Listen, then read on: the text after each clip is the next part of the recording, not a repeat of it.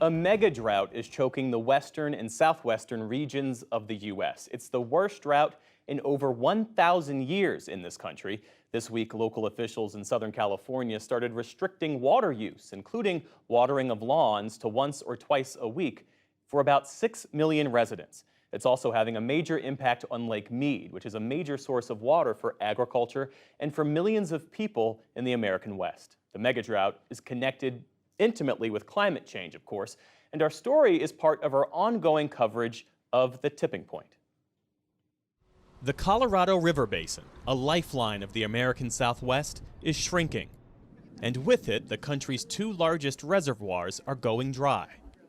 Just 30 miles east of Las Vegas sits Lake Mead on the border of Arizona and Nevada. It's the largest man-made reservoir in North America. Lake Mead pumps water from the Colorado River to nearly 25 million people.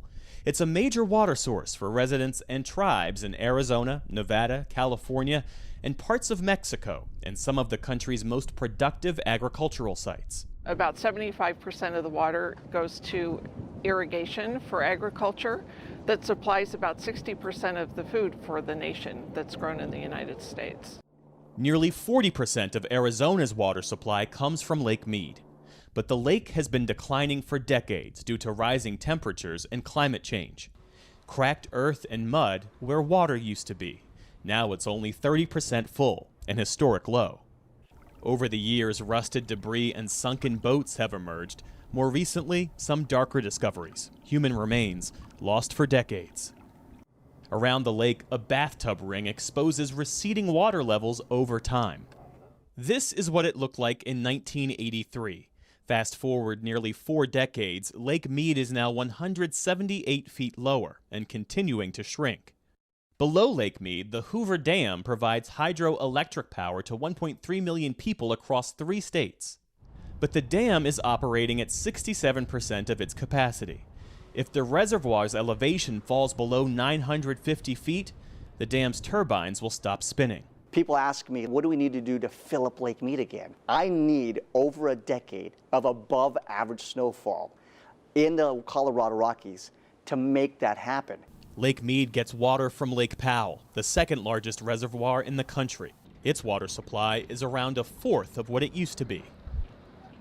States in the Southwest have started limiting some of their use of the Colorado River Basin, and last month, federal officials took unprecedented action to temporarily keep enough water in Lake Powell, one of the country's largest reservoirs, to continue generating hydropower for 1 million homes.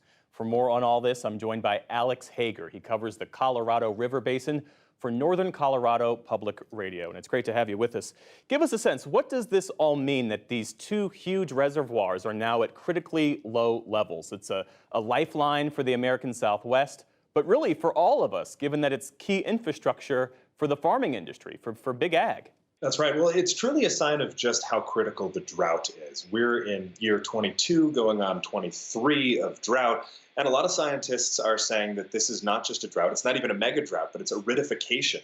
It's a sign that the baseline for how much water we should expect in the American West is just going to look very different than it has for a long time. And that's going to have implications for 40 million people who depend on the river, for an awful lot of agriculture that a lot of times is the only reason that we see leafy greens on the table in most of this country in the winter. And what we're talking about with these two reservoirs is storage. And we're talking about a safety net to make sure that water can keep flowing. And reservoirs are really the means by which humans can take a natural resource and kind of control for fluctuation to make sure that they have some consistency in the timing, location, and quantity of where that water goes. And you lose some of that ability when you lose volume in the reservoirs. So what steps, what measures are being taken to preserve, to protect these reservoirs? And are they working so far? Apparently they're not. Well, across the West, there have been a number of programs to reduce water use from cities to farm fields. And we're starting to see more as this gets more critical.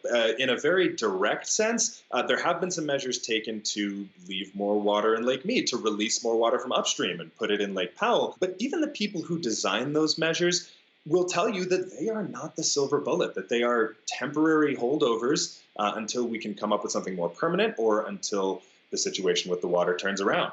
A lot of climate scientists will tell you there is not a very good reason to expect that the water situation will turn around.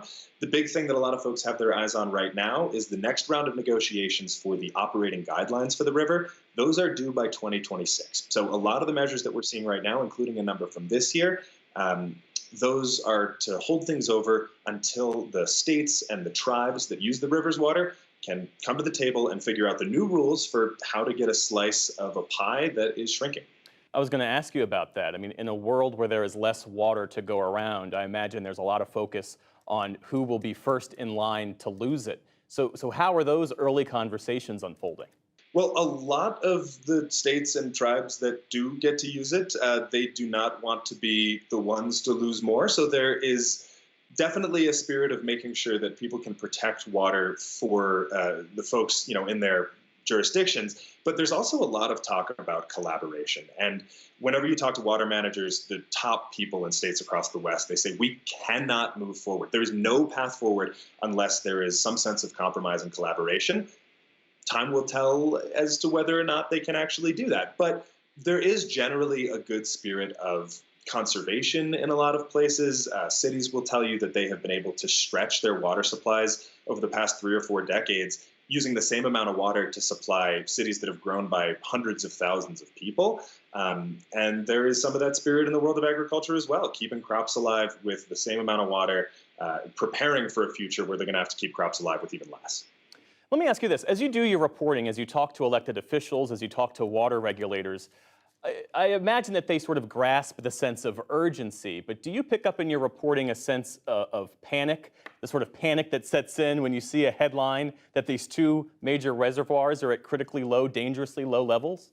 In all honesty, there are times that I would expect to and don't pick up on a sense of panic. I think there have been a lot of measures taken over the course of the last decade and few decades to safeguard against some of this. I mean, this is a crisis that's referred to a lot of times as a slow-moving train wreck. And so in places like central Arizona, which was the first place to lose some of its water allocation in last year's federal shortage declaration, they say that on the user end, a lot of folks won't notice for maybe a decade because they have been storing water underground. They have been shuffling excess away into those reserves. And the same is true in other areas where there have been measures to remove grassy lawns and save irrigation water that they can put back into the system. And there's a lot of examples of measures like that. And I certainly expect that we're going to start to see more in the coming years. Alex Hager of Northern Colorado Public Radio, thank you for your reporting on this critical issue and appreciate you joining us this evening. Thanks for having me.